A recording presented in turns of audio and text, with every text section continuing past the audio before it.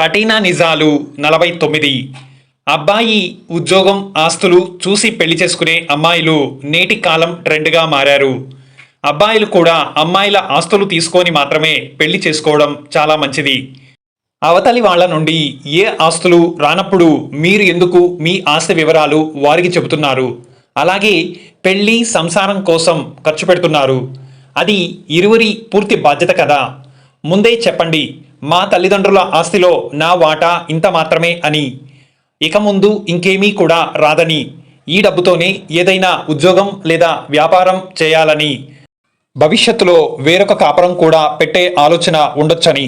పెళ్లి లేదా కొత్త సంసారం ఖర్చులు అమ్మాయి మరియు అబ్బాయి తరఫు వారు ఇరువురు కూడా సమానంగా భరించడమే న్యాయం.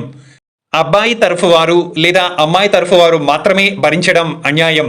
అలా చేయాల్సిన అవసరం లేదు.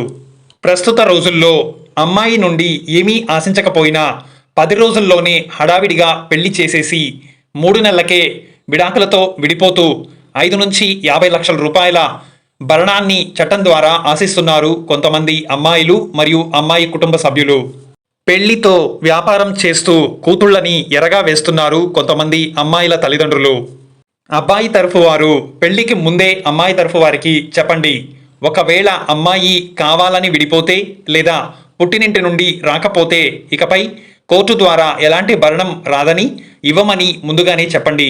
తప్పకుండా ఈ విషయాలను అగ్రిమెంట్ చేయండి. అలాగే మీ వివాహాన్ని ఖచ్చితంగా రిజిస్టర్ ఆఫీస్లో మరోసారి అబ్బాయి అమ్మాయి దండలు మార్చుకోండి, అక్కడ రిజిస్టర్ చేయించండి. రిజిస్టర్ కాని పెళ్లిళ్ళు త్వరలో మరో పెళ్లికి మరొకరితో అదే అమ్మాయి అదే అబ్బాయి అడ్డదారులు వేయడానికి మార్గాలు ఉన్నాయి. ఎవరికి తెలుసు, మీరు చేసుకోబోయే భాగస్వామికి ఇంతకు ముందే పెళ్లి అయ్యుండొచ్చు. అమ్మాయి తరఫు వారైనా అబ్బాయి తరఫు వారైనా క్షుణ్ణంగా అవతల వారి కుటుంబం గురించి సర్వే చేయండి. అమ్మాయి లేదా అబ్బాయికి చెడు అలవాట్లు ఉండొచ్చు. గతంలోనే ప్రేమలు పెళ్లిళ్ళు అయ్యుండొచ్చు. కాలేజీ రోజుల్లో ఎన్నో వ్యవహారాలు నడిపి ఉండొచ్చు. సంప్రదాయమైన సంబంధం కాకపోవచ్చు.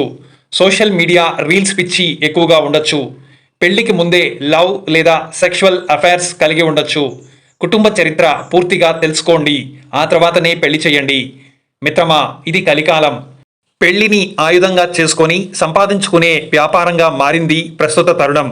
జాగ్రత్త పడకపోతే జీవితాంతం నష్టపోతారు. ఎంతో విలువైన సమయాన్ని కోల్పోతారు. పెళ్లి ఒక పవిత్రమైన కార్యం, దానిని వ్యాపారంగా మార్చకండి. దయచేసి మన భారతీయ వివాహ వ్యవస్థను నవ్వుల పాలు చేయకండి. విదేశీయులు సైతం మన దేశ ఆచార వ్యవహారాలను గౌరవిస్తున్నారు.